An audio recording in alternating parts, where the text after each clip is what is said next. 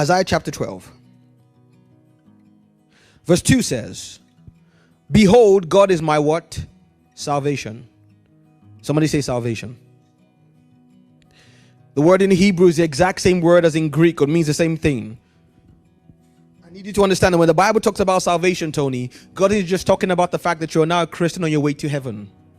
You are a Christian on your way to heaven. As a result of salvation, salvation does not mean on its own or exclusively that you are a Christian on your way to heaven.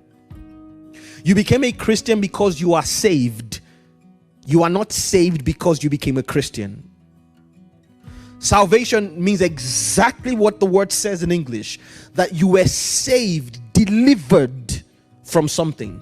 You were under the power and affliction of something, and something broke you free.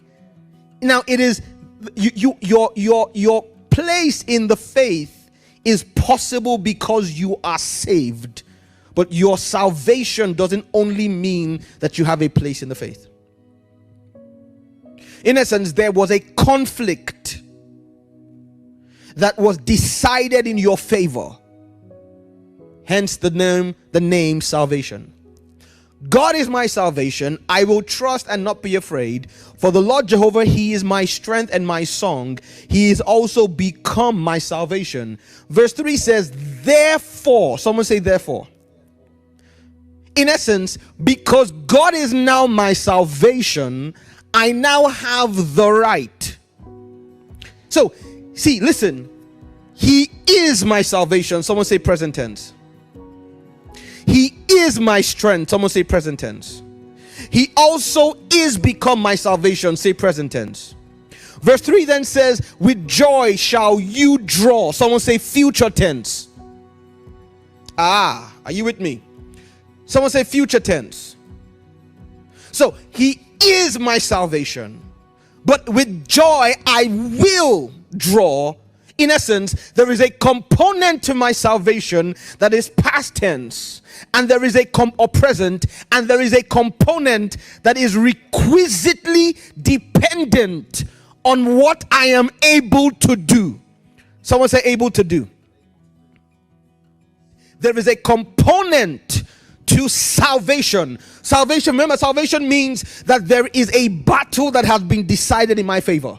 There is a component to it that God has settled according to Isaiah chapter 12. Chrissy, let's go back there. But there is another component that I must do something to activate. And there is a requisite dependency on the mood of my mind in accessing this well. With joy. Someone say joy.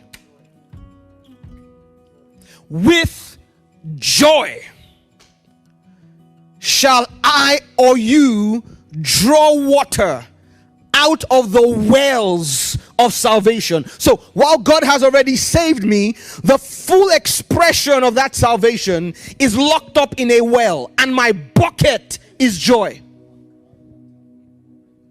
So without joy, I cannot lower it is the bucket of joy that I need to lower into the wells, plural wells, of what salvation has made available. And I need a bucket called joy.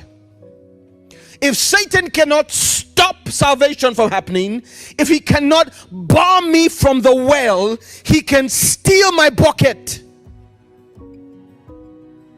And if he steals my bucket, I can be standing at a well, parched and thirsty, with no access to that well.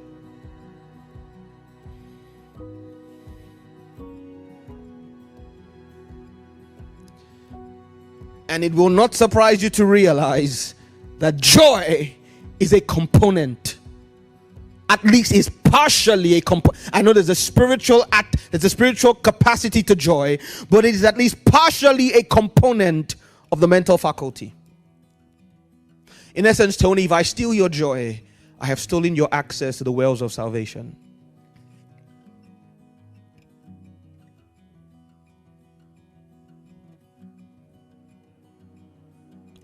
Let us look at the word joy in the Hebrew. Oh, we came to slay a spirit tonight. It's the word sasoni or sason. Gladness, exaltation, rejoicing, mirth, cheerfulness. Someone say cheerfulness.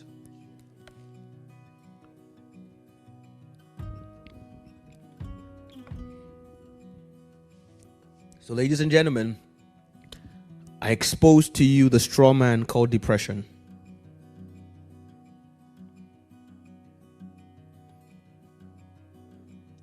And everything that is connected to it: bipolar, cyclothymia,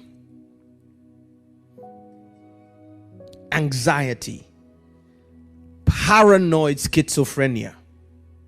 Everything that takes its root in what you and I call depression.